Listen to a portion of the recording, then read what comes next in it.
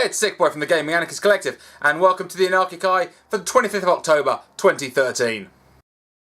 Well, it looks like the Xbox isn't the only console of this new generation that's going to need a big patch before it's fully functional, because Sony have announced that the PlayStation 4 is going to need a 300 megabyte patch downloaded on day one in order to activate certain features. Those include the remote play, the second screen, to record, take screenshots, to share gameplay, to play as you download, to have multiple logins, to the party of the voice chat, for facial recognition and voice commands, for the music player, for the online multiplayer, and the drivers for the Blu-ray and DVD drives. So that also suggests, I don't know whether that means that it can't play games or whether it can't actually code films.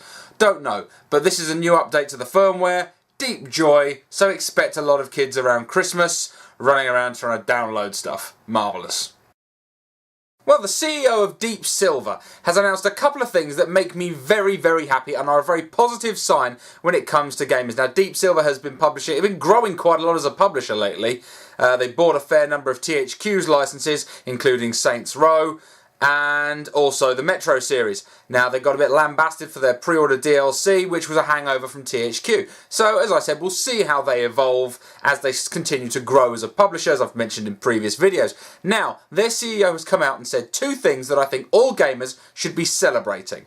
Firstly, he said PC is not an option.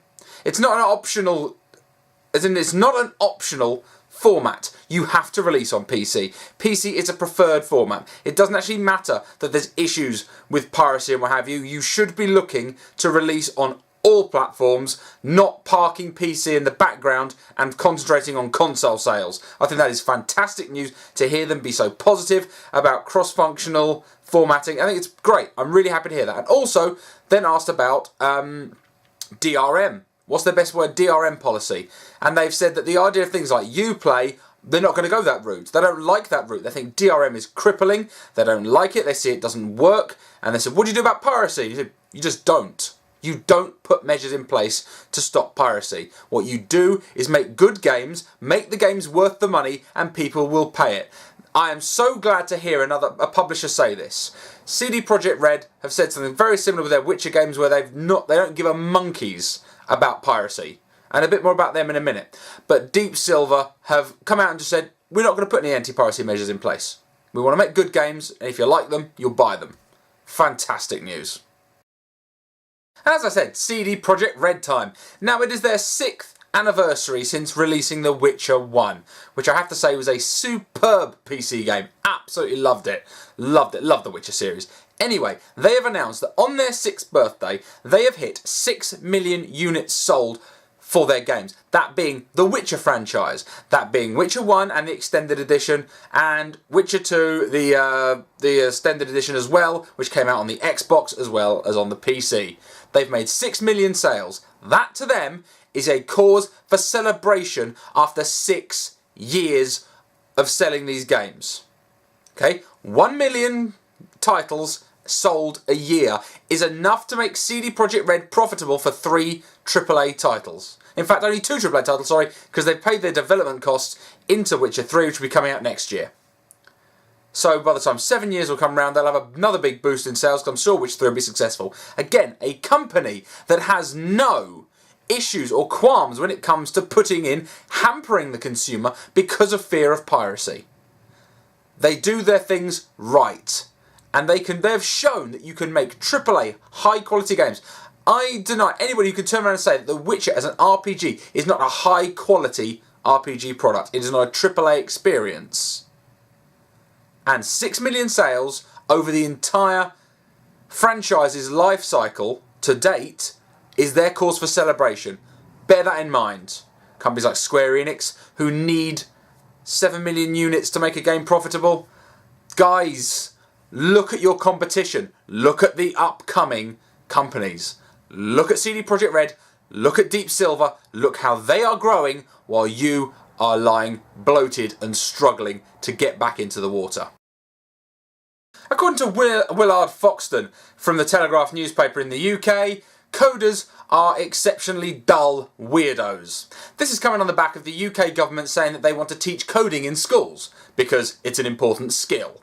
And it is. Frankly, these days you need to be able to teach children that have the option for them to be able to work with code, not just for game development, but software development in its time. And it is a major service industry. The ability to code, it is a language, it is a technical skill. Now he turned around and basically likened that to say, yeah, well there's that, but it's basically being a plumber or a mechanic, and only dull weirdos do it. We should teach it in prisons. What the fuck are you talking about? So yeah, expect the weight of very, very angry fedoras to be thrown at your house and have a load of shit smeared all over your name because you are a patronising twat. So, you know, mind you, to be expected from the Telegraph, frankly, but what an arsehole. Good news for players of Pokemon X and Y, they have patched the Luminous Town glitch where your save files were getting corrupted and knackered. So that is now available on the Nintendo eShop today to download to protect your game, because there's been a lot of people getting very, very angry and pissed to see that the game is unstable, which is again a disappointing sign of the modern era, isn't it really, that even a game like Pokemon these days needs to be patched because it has a fatal flaw. That is a sad state of affairs, but that's the state of modern gaming. Release your game, problems come up, patch it later. It's a sad state of affairs, but good news to Pokemon players who have been pulling their hair out because they've been losing their save games. Right guys, if you're interested in Sega franchises you want to see resurrected, new things you want from Sega games, Sega have come flat out and said on their 30th anniversary, tell us what you want. How can we bring all our IPs and sell them to you? Which is sound business strategy, frankly, because you shouldn't want to know what your consumers want. So, feel free, email, tweet, just harangue them with your ideas because they are clearly keen to listen to you. Rejoice, good people, the third-person action game that you have been waiting for ages to hit the PC is finally here. Enslaved. Ninja Theory? Really? You're trying to recoup your losses that badly? I'm sorry, I see no reason for this game being in any way a fanfare. It's being released like it's some kind of big thing. So if you liked subpar third-person action games, be free, wait for the Steam sale.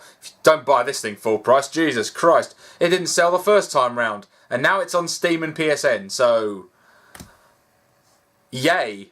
Be excited for that. Anyway, you've been looking through the 2020 vision of the Anarchic Eye. Thanks a lot for watching. I'll catch you guys later.